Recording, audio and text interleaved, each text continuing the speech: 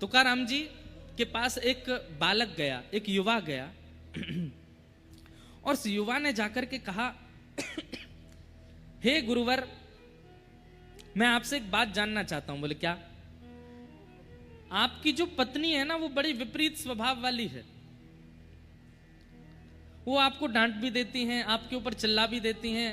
कभी कभी अभी 2-3 दिन पहले ही हमने घटना सुनी थी, वहां पे तुकाराम जी से वो बालक कहता है कि उन्होंने एक गन्ना भी मारा था आपको, जिसके 2 टुकड़े हो गए थे। तुकाराम जी बोले हाँ, अभी तक निशान भी है। आपकी इतनी विपरीत पत्नी है, फिर भी आप इतने प्रसन्न कैसे रहते हो? मैं आपसे केवल यह जानना चाहता हूं कि विपरीत परिस्थिति, विपरीत वातावरण, विपरीत परिवार, विपरीत पत्नी, विपरीत बच्चे, विपरीत मित्र, विपरीत माहौल जब हो जाता है तो उसमें प्रसन्न कैसे रहा जाता है? आप कैसे प्रसन्न रह लेते हो? आपको देख करके लगता है कि आपको जीवन में कोई चिंता है ही नहीं। क्यों? तो तुकाराम जी महाराज ने मन में सोचा कि मैं इसको ज्ञान उपदेश करूंगा तो इसके सिर के ऊपर से बात चली जाएगी, एक प्रैक्टिकल करा देता हूं। तो तुकाराम जी बोले, तू मेरी बात बाद में सोचना, मुझे तेरे बारे में एक नई बात पता चली है। तो वो बालक बोला, क्या? बोले इधर आ। वो बालक थोड़ा पास गया तो उसके बाल ऊपर करके उसके माथे की रेखा देख करके तुकाराम जी बोले, तेरे जीवन के तो बस 7 ही दिन बचे हैं बेटा, तू मेरी प्रसन्नता की बाद में पूछना। तेरे जीवन के केवल 7 दिन बचे हैं, 7 दिन बाद तेरी मृत्यु हो जाएगी। बालक बोला, महाराज ये कैसी बात कर दी आपने, मैं तो आपसे चिंता का समाधान करने आया, आपने तो मुझे और चिंता में डाल दिया। बेटा नहीं बताता तो मुझे बुरा लगता ना, अब तू देख ले तेरे को क्या करना है, 7 ही दिन बचे तेरे। वो बालक तुरंत दौड़ करके गया। अब वो किसी को बता करके चिंतित करना नहीं चाहता था, माता पिता किसी को नहीं बताया,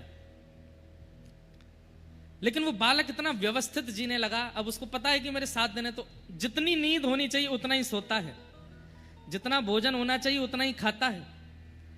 रोज अपने भाई बहनों से लड़ता था, लेकिन अब भाई लड़ने आता है तो कहता, भाई लड़ ले भाई, अब तो मिलूंगा नहीं मैं तुझे, लड़ ले और क्या करेगा। बहन कुछ बात पर नाराज हो जाती तो बोले, बहन मैं तुझसे क्षमा मांग लेता हूं, तू नाराज मत हो मुझसे, कल को मैं नहीं मिला तो फिर तू रोएगी। माँ कई बार मन मुताबिक सब्जी नहीं बनाती तो जो बना देती बालक पा लेता। बोले कोई बात नहीं माँ, तेरे हाथ का भोजन अब कब नसीब होगा, तू जो बनाएगी सब मेरे लिए अमृत है। पिता किसी बात पर पीट देते, बोले पिताजी आपकी ये पिटाई याद आएगी मुझको, मार लीजिए जितना चाहो। 7वां दिन जैसे ही आया, सुबह जल्दी जल्दी उठ गया, नदी में स्नान किया, माँ को प्रणाम, पिता को प्रणाम, भाई को प्रणाम, बहन को प्रणाम, पूरे घर परिवार को प्रणाम करके सीधा तुकाराम जी के पास आके बैठ गया। बिल्कुल शुद्ध उसके जैसे। कई लोग जो हैं बहुत, जब व्यक्ति बहुत ज्यादा निर्मुक्त हो, मतलब निश्चिंत हो जाता है ना, उसके लहजे बदल जाते हैं बोलने के, उसके चलने का लहजा बदल जाता है, उसकी हेयर स्टाइल बदल जाती है, कपड़े पहनने का तरीका बदल जाता है। लेकिन थोड़ा चिंतित व्यक्ति होता है ना, उसको देखोगे आप सीधा बैठेगा, नीची नजर रखेगा, बाल भी डिसेंट रखेगा, भोजन जो दे दोगे पालेगा। ऐसा ही वो हो गया था। तो जब तुकाराम जी के सामने गया तो तुकाराम जी से बोला, महाराज आज 7वां दिन है, मेरे प्राण जाने वाले हैं। तुकाराम जी बोले, अच्छा तुम्हारी बहन ने लड़ाई की तुमसे 7 दिन में? बोले हाँ लड़ तो रही थी वो। तुमने लड़ाई की? बोले नहीं मैंने नहीं लड़ाई की। भाई ने लड़ाई की? बोले हाँ। वो उसने मारा, मैंने सह लिया। माँ ने तुम्हारी मनपसंद सब्जी बनाई कि नहीं बनाई? बोले नहीं वो तो कुछ भी बना रही थी, पर मुझे सभी अच्छी लग रही थी, मैंने सोचा 7 ही दिन बचे हैं, क्यों रो धो करके नाटक करके कुछ कहूं, जो बनाती मैं पा लेता था।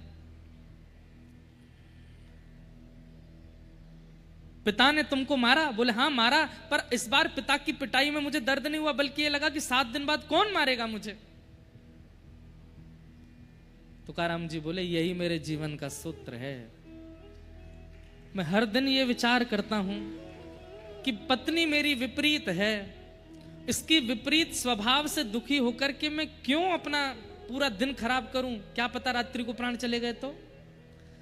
रात्रि में बच्चे विपरीत व्यवहार करते हैं तो मैं उस पर भी चिंतित नहीं होता, मन में सोचता हूं कि क्यों अपना चिंतन बिगाड़ूं इनसे लड़ करके, कल मेरा अंतिम दिन हुआ तो।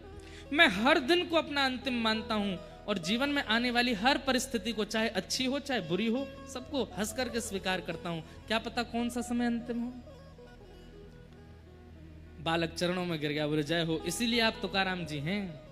क्योंकि आप मेरे प्रश्न का उत्तर सीधे सीधे ना दे करके मुझे समझा करके देना चाह रहे हैं। तुकाराम जी बोले बस यही मेरे जीवन का सूत्र है, हर क्षण को मैं अंतिम मानता हूं, इसलिए उस क्षण को लड़के झगड़ के परेशान होके चिंता करके व्यर्थ नहीं करता। जय जय राम कृष्ण हरि, जय जय राम कृष्ण। हर क्षण अपने हरि को याद करता हूं, राम कृष्ण को याद करता हूं। बालक चरणों में गिर गया, प्रसन्न हो गया। थोड़ी देर बाद बोला ये तो बता दीजिए कि आज प्राण जाएंगे कि नहीं मेरे। तुकाराम जी बोले बेटा कभी भी जा सकते हैं, ये बात सदैव चिंता में रखो, चिंतन में रखो।